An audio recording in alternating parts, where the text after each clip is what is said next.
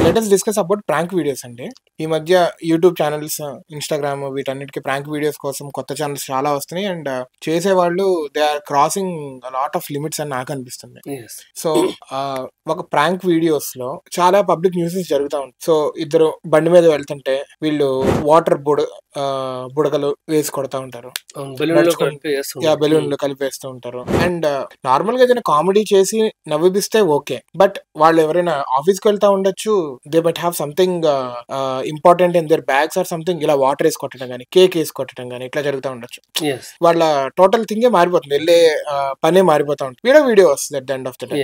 ఆర్ఎల్స్ ఏదైనా చేసి ఇది కెమెరా అని చూపించారు, భయపెట్టేసేసి భయం పెట్టి. చాలా మంది చూస్తుంటే అబ్బాయిలు అమ్మాయిలు కాలేజ్కి వెళ్ళే వాళ్ళు రోడ్డు మీద ఒకసారి బ్యాన్ మీదకి వచ్చేస్తారు.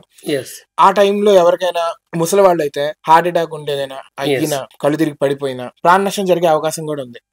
So on this prank cases బాధితుడు వచ్చి కేసు పెట్టకపోయినా, ఇప్పుడు మనం యూట్యూబ్ లో చూసినప్పుడు కొన్ని చోట్ల సరదాగా ఉంటుంది, బట్ కొన్ని చోట్ల it is like we know that it is crossing limits. కొన్ని చోట్ల ఫోన్ లో మాట్లాడతా లాట్ ఆఫ్ అన్పార్లమెంటరీ లాంగ్వేజ్ వాడుతూ ఉంటారు పబ్లిక్ లో. సో వీటన్నింటికి కలిపి like as a viewer YouTube లో చూసి ఎవరికైనా కోపం వచ్చి ఆ కేసు పెట్టచ్చా?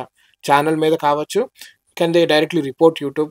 అంటే మీకు యూట్యూబ్ అని ఎందుకు అడుగుతుంటే మీకు కూడా తెలుస్తూ ఉంటాయి కాబట్టి, అండ్ లీగల్ గా కూడా వెళ్ళొచ్చా? ఇట్లా ప్రాంక్స్ అనేవి జనరల్ గా ఎలా అంటే ఒక 2 టైప్స్ ప్రాంక్స్ ఉంటాయి. కొన్ని ఒకటి అవేర్నెస్ చేయడానికి కొద్దిమంది చేస్తుంటారు, that is some how good. కొన్ని ప్రాంక్స్ ఎలా అంటే ఒక అబ్బాయి వచ్చి అమ్మాయిని ఈవ్టీజింగ్ చేస్తుంటే కూడా వచ్చి రక్షించబోయినట్టు చేసి అలా చేస్తుంటారు. కొన్ని ఏమో నవ్వు కోసం చేస్తూ ఉంటారు. కొన్ని ఏంటంటే సపోజ్ మీకు ఎంతమంది ఫ్రెండ్స్ ఉన్నారు? అప్రాక్సిమేట్లీ నాకు 20-25 క్లోజ్ ఫ్రెండ్స్ ఉంటారు. వచ్చేయండి అని అంటే వచ్చేవాళ్ళు మన వెల్ విషెస్ కొద్దిమంది ఉంటారు. ఓకే, కొద్దిమంది ఏంటంటే నా రీసెర్చ్ ప్రకారం అంటే కొద్దిమంది వ్యూస్ కోసం ఒక ఛానల్ పెట్టినప్పుడు ప్రాంక్స్ చేస్తున్నప్పుడు మనకు ఆ ఇద్దరు ముఖాలు మాత్రమే రిజిస్టర్ ఉంటాయి మన మైండ్ లో. మిగతా వాళ్ళు ఎవరెవరో మనకు తెలియదు. ఒకసారి వేరే వాళ్ళు ఉంటారు, ఇంకోసారి వేరే వాళ్ళు ఉంటారు. సో వాళ్ళతోనే ప్రాంక్ చేపిస్తుంటారు. కొద్దిమంది వ్యూస్ కోసం చేపిస్తున్నారు వాళ్ళ సర్కిల్లోనే. ఎందుకంటే వాళ్ళు వీళ్ళ ఫ్రెండ్స్ అని మనకు తెలియదు. Only we will feel the excitement, but we don't know their faces, we don't know about them. Second category వచ్చేసి దానివల్ల నష్టాలు ఏం లేవు, వాడు ఎవడు వచ్చి కంప్లైంట్ ఇవ్వడు. రెండోది ఏంటంటే కొద్దిమంది మీరు అన్నట్టు unparliamentary language, abusive words use చేస్తూ ఉంటారు.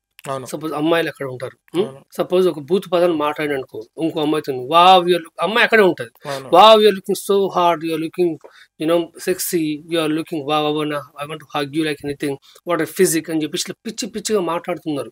ఇవన్నీ నేను ఎందుకు చెప్తున్నా పదాలు ఇలా మాట్లాడుతారు అని చెప్పేసి చాలా మంది బాధితులు ఉన్నారు. నేను లాస్ట్ ఇయర్ డీల్ చేసిన ఈ కౌన్సిలింగ్ నేను అమ్మాయిలకు ఉచితంగా నేను హెల్ప్ చేసుకుంటా. 825 కేసెస్ పైన హెల్ప్ చేసిన అమ్మాయిలకు ఫ్రీగా. ఓకే, జనరల్ గా అయితే ఒక లీగల్ అడ్వైస్ కి 2000 ఛార్జ్ చేసుకుంటారు, అంటే ఒక 16 lakhs వర్త్ నేను హెల్ప్ చేసిన. ఓకే, సో అమ్మాయిలు వింటున్నప్పుడు ఎవరైనా ఇలాంటి ప్రాంక్స్ చేసుకుంటారు, మెయిన్ అమ్మాయిల పని చేస్తుంటారు. కొద్దిమంది ఎట్లా ప్రాంక్ చేసుకుంటారు, అమ్మాయి వేస్తుంటారు వావ్ ఇంత అందంగా ఉన్నటువంటి దేవుడు ఇంతెందుకు స్వార్థంగా ఉన్నాడు, అందం మొత్తం మీకు వేస్తే వేరే అమ్మాయిలు ఎక్కడికి వెళ్ళాలి అని కొద్దిమంది ఇట్లా చేసుకుంటారు. అది వాళ్ళు నవ్వుకుంటారు, వీళ్ళు నవ్వుకుంటారు, ఓకే దట్స్ ఫైన్. బట్ కొద్దిమంది అబ్యూజివ్ వర్డ్స్ యూజ్ చేయడం కానీ ఇట్లా యూజ్ చేసినప్పుడు ఏమవుతుందంటే ఆ అమ్మాయితో డైరెక్ట్ గా అన్నా అనకపోయినా, లేకపోతే అమ్మాయిని అంటున్నప్పుడు అమ్మాయి తరపు నుంచి ఇంకో అబ్బాయి అయినా సరే దీనిపైన కేసు పెట్టవచ్చు. చట్టం అట్లా చెప్తుంది, అది ఈవ్టీజింగ్ కిందకే వస్తుంది. ఒక అమ్మాయి యొక్క గౌరవ మర్యాదలకు భంగం వాటిల్లుతుంది అని చట్ట ప్రకారం దాన్ని భావించి అతని పైన తప్పకుండా చేయొచ్చు, అది తప్పకుండా ఉంటది. రెండో విషయం, ఈ ప్రాంక్ చేస్తున్నప్పుడు కొద్దిమంది కొన్ని చూస్తున్నాం మనం. ఒక అతను నడుచుకుంటూ వెళ్తున్నప్పుడు వెనకాల నుంచి వచ్చి సడన్ గా ఒక పెద్ద బస్తా పెడుతున్నారు తన పైన. అలా పెడుతున్నప్పుడు ఏమైతుంది, ఎవరైనా కిడ్నాప్ చేస్తుందని చెప్పేసి వాళ్ళు భయపడిపోతారు. ఇది ప్రాంక్ చేసే వాళ్ళకి, ప్రాంక్ బాధితులకు మాత్రమే కాదు, ప్రాంక్ చేసే వాళ్ళకి కూడా డేంజర్ ఇలాంటివి చేస్తే. ఒక వ్యక్తి మామూలు నడుచుకుంటూ పోతుంటే ఇద్దరు బైక్ పైన వచ్చేసి ఒక పెద్ద బస్తా తీసుకొచ్చి మనం కవర్ చేస్తున్నారు, పెద్ద బాక్స్.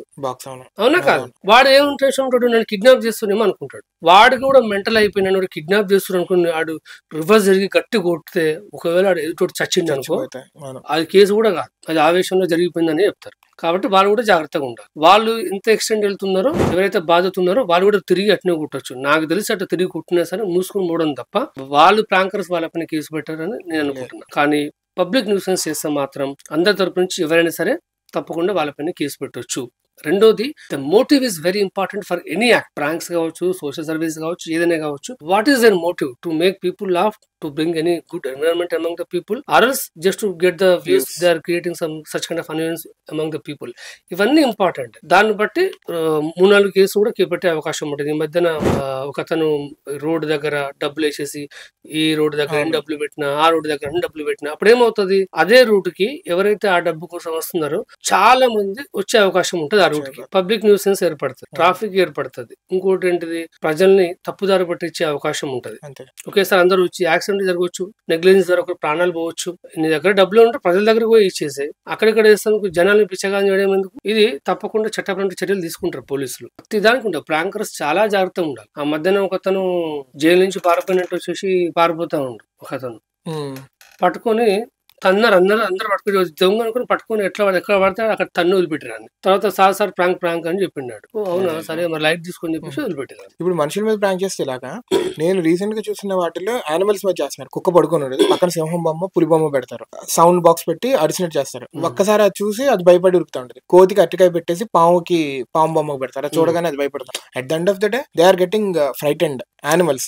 ఇప్పుడు వాటి మీద కూడా కేసు పెట్టాలనుకుంటే యాజ్ అ వ్యూవర్ మనం వాటిపై కూడా చర్య తీసుకోవచ్చు. అలాగే మనకు చట్టం కూడా ఏం చెప్తుందంటే, చాలా మంది ఇప్పుడు ఇంటి పక్కల వాళ్ళకి కొన్ని కుక్కలు ఉంటాయి, రోడ్డు పైన పోతున్న కొన్ని కుక్కలు ఉంటాయి, బజార్ కుక్కలు కదా, లేకపోతే మనకి పడిన వాళ్ళ కుక్కలు కదా అని చెప్పేసి ఆ కుక్కల పైన వాళ్ళు విషయం పెట్టడం గానీ, కొట్టడం గానీ ఇట్లా చేసినా కూడా వాళ్ళ పైన కేసెస్ పెడతారు. కుక్కలకు సంబంధించి కూడా 2-3 సెక్షన్స్ మన చట్టంలో ఉన్నాయి. యానిమల్స్ అని చెప్పేసి లైట్ తీసుకోలేము వాటిని, ఎందుకంటే మనుషుల కంటే నమ్మకంగా కుక్కలే ఉంటాయి, అది జగమైన సత్యం. కాబట్టి ఇంకా ఎక్కువ చట్టాలు తీసుకొస్తే బెటర్ అని నా ఉద్దేశం.